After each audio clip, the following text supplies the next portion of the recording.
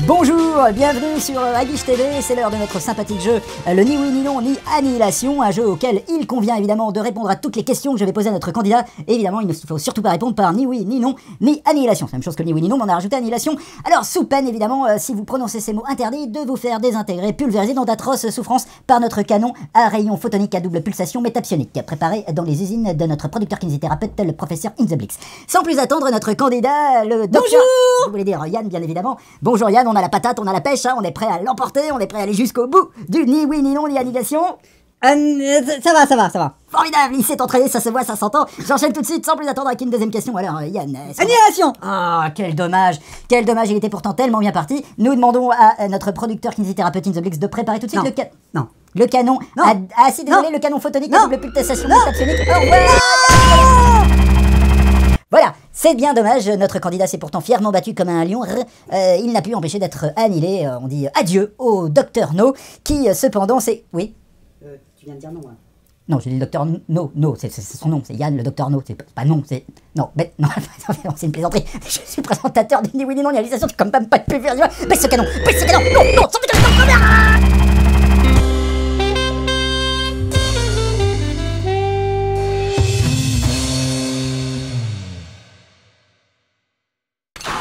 Bienvenue dans la Guiche Room. Oh, t'es un petit peu rouillé là, c'est le grand retour de la Guiche Room pour une nouvelle saison. Oui, pleine de surprises, pleine de jeux. Et pleine de retard aussi, mais bon. Oui, de toute façon.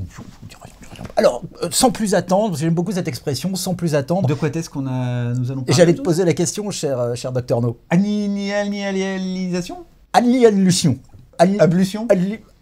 Annihilation. Annihilation. Donc, le nouveau film d'Alex Garland, le second film d'Alex Garland, qui sort le 7 mars prochain en France. Je suis bloqué. Annihilation. De quoi ça parle? Donc, c'est l'adaptation, soyons un petit peu sérieux, c'est l'adaptation donc d'un roman, du premier volet d'une trilogie de romans du romancier Jeff Vandermeer. Je suis en train de lire le premier tome, c'est très très intéressant. Alors de quoi ça parle rapidement? Nathalie Portman incarne une scientifique qui fait partie d'une mission composée de 4 femmes, toutes scientifiques d'ailleurs, elle-même joue le rôle d'une biologiste. Ces scientifiques ont été missionnés pour entrer dans une zone contaminée, un peu mystérieuse, entourée d'un halo un peu translucide, zone au sein de laquelle, donc, ça s'appelle la zone X, évidemment, bande de petits pervers, je vous vois venir, c'est une zone qui est totalement, j'espère que je vais sortir les rames très vite, qui est totalement sans aucun film porno à l'intérieur, tout à fait, il n'y a pas de X du tout, rien du tout, pas du tout. Les animaux se reproduisent sans aucune façon sexuelle que ce soit, c'est pas du tout X du tout la zone X. En fait, elle est appelée comme ça parce que c'est une zone sinistrée où une sorte d'intelligence, une sorte d'entité mystérieuse, on ne sait pas ce que c'est, c'est très très très énigmatique dans cette bande-annonce et dans le livre aussi d'ailleurs. Il dure 3 heures le film, là. Il est long le pitch là. Oui, car à l'époque, en 1902, tout a commencé. Voilà, et donc c'est une zone qui a été sinistrée, il est arrivé quelque chose à la nature, on ne sait pas trop, il y a différentes missions qui ont précédé celle de Nathalie Portman, où les gens sont soit revenus, pas du tout d'ailleurs, ils sont morts sur place, soit ils sont revenus complètement avec un pet au casque. Et le film va essayer de résoudre ce mystère. Qu'est-ce qu'il y a dans cette fameuse zone X? Et dans ce pitch interminable donc. Oui, donc voilà, donc, très bien. C'est pas du tout. Mais donc c'est le deuxième film après Ex Machina de notre ami Alex Garland. Voilà, tout à fait. Et enchaîne, monsieur Je sais tout. Et qui est donc le scénariste, et qui est connu pour être le scénariste de Danny Boyle, et il est scénariste de Sunshine et de 28 jours plus tard, et c'est aussi le scénariste d'un super film qui est Dread, la version avec le Pete Travis avec Carl Urban. On a peut-être mal à Pete et qui est un super film, ouais, qui s'est injustement planté, hélas. Voilà. Bref, c'est très très dommage. Et donc tout voilà, ça. et on sent bien on va pas déflorer, mais on sent bien un peu tout l'univers, la science-fiction qu'aime Alex Garland, qui est un truc super sérieux, un peu aussi ésotérique, philosophique, où tu penses vachement aux influences de Tarkovsky, Kubrick, on va voir ça très très clairement dans le. Oui, d'ailleurs, c'est des influences qui, paraît-il, sont aussi dans le livre. Il y a une référence à Stalker, paraît-il. Ah bah tu m'étonnes. Donc voilà, n'ayant pas vu Stalker, voilà, je ne fais que relayer. Je n'ai fait que relayer. On va lancer le chrono. Ah bon, déjà? Bah, oui, non, ce qu'on pouvait dire. Tout à l'heure, tu disais que ça durait 3 plombes, donc. Bah ouais, je sais allez, pas, on mais avance bon, un peu, quoi. on pouvait déjà dire qu'il y avait déjà plein d'actrices, genre Frances McDormand, Julianne Moore et Tilda Swinton qui étaient un peu pressenties pour jouer dans le film. Ouais. Et puis voilà, puis on peut lancer. Ah ben voilà, allons-y, c'est parti. Je sais pas, ça va très vite.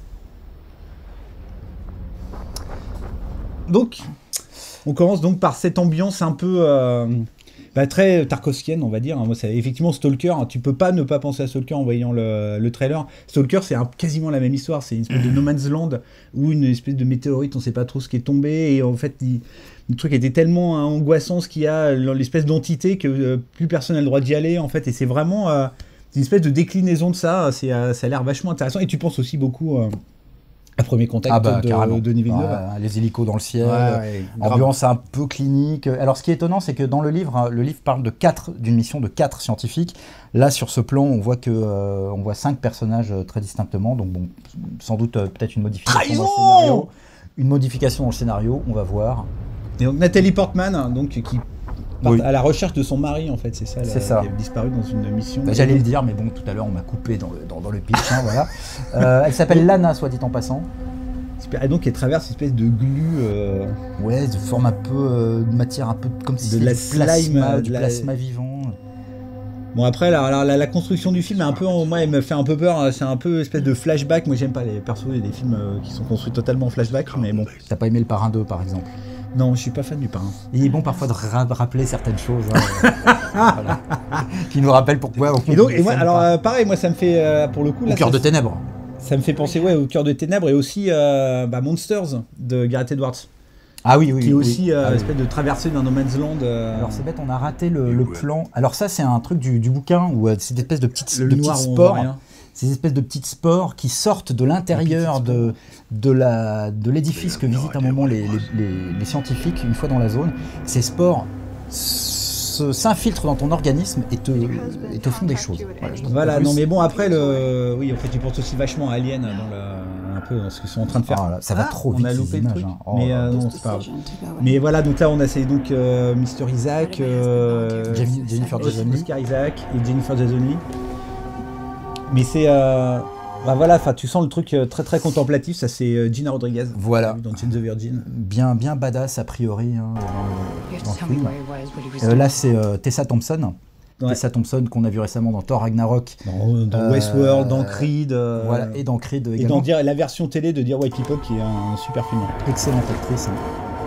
Voilà, tu sens le truc un peu... ouais, c'est ça, c'est un... Oui. T'es vraiment aux confins de tout plusieurs gens et plusieurs ambiances, tu veux dire. Ouais, mais de plusieurs cinéastes, vraiment de la SF un peu contemporaine, un peu sérieuse et tout, quoi. Exactement. Et c'est vrai qu'on retrouve un peu une patte qu'on décelait déjà dans Ex Machina. Moi, personnellement, j'aime beaucoup. On vient de voir un monstre passer, là. Ah, j'ai pas vu. Ah, c'est vrai. Est-ce que j'essaye de retourner en arrière ou pas? C'est furtif, hein, on le voit à peine. Voilà, il est là. Un truc à la Clive Barker. D'accord. Tu vois, tu l'as pas vu celui-là? Regarde. Tu vois bien une femme qui est un petit monstre, moi évidemment. Voilà.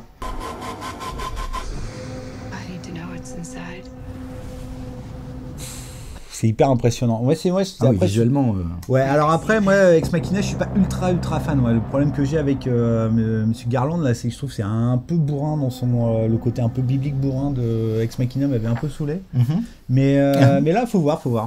Il faut voir, il y a plein de choses intéressantes. La bande-annonce va tellement vite qu'on n'a pas trop eu le temps. Beaucoup aussi à l'animisme de Miyazaki aussi. Tu penses vachement à Princesse Mononoke quand tu voyais un peu les animaux un peu en train de se transformer en plantes. Une espèce de monstro-plante. T'as un espèce de côté, un mélange de 2001 et de Jace et les Conquérants de la Lumière, si tu veux, quoi. Ah oui, je vois pas ce que c'est Jace. C'est quoi Jace et les Conquérants? Les monstro-plantes, putain! Non, mais sérieux, tu connais pas les monstro-plantes? Le mec, il connaît pas les monstro-plantes. Bah, tu sais que tu peux faire un cercle rouge autour de moi, la cible.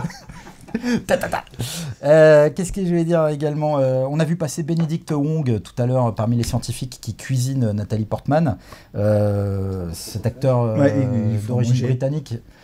Qu'on a vu dans une quantité de blockbusters en second couteau depuis quelques années quand même. Voilà, Doctor Strange, Kick-Ass 2, Prometheus, Seul sur Mars, Sunshine. Il joue un des rôles de Sunshine justement. Qui était un super film. Moi, super film, écrit par Alex Garland. Un de mes Danny Boyle préférés. Je trouve que justement c'est une approche hyper intelligente et qui fuit systématiquement le côté un peu mystico-religieux débile.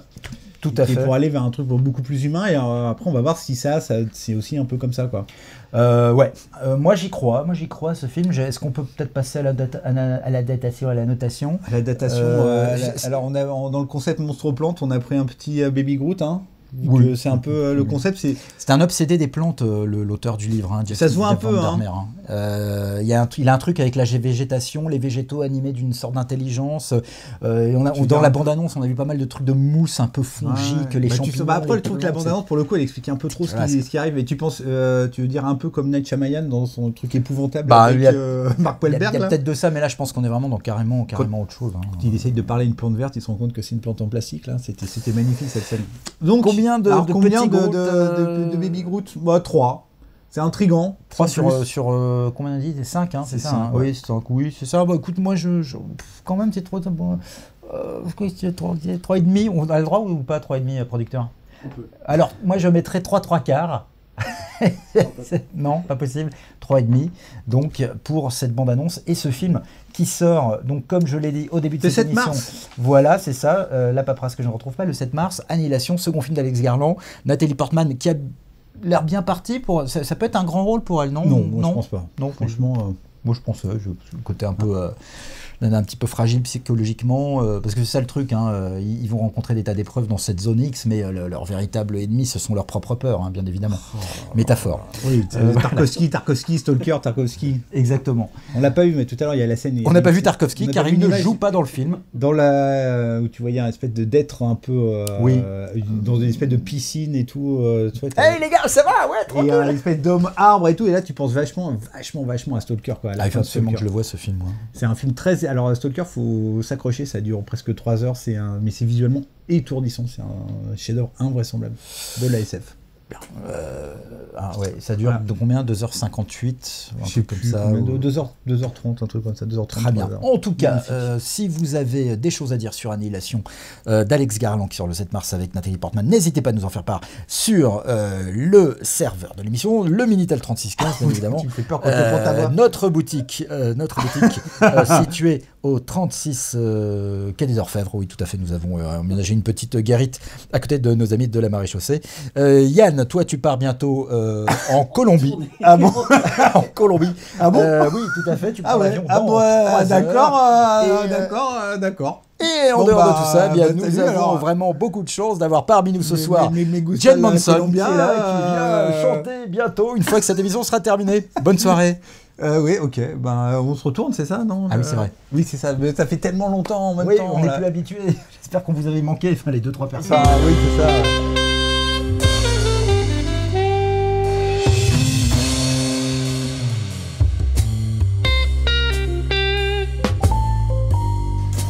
Même ce petit logo avec des chevaux, vous avez manqué, tu crois pas? Non. Non plus? Oui, je sais pas. Ah, oui. Canon. Ah non, on va pas recommencer. Ah non, recommence pas, non, ça fait mal. Bye bye.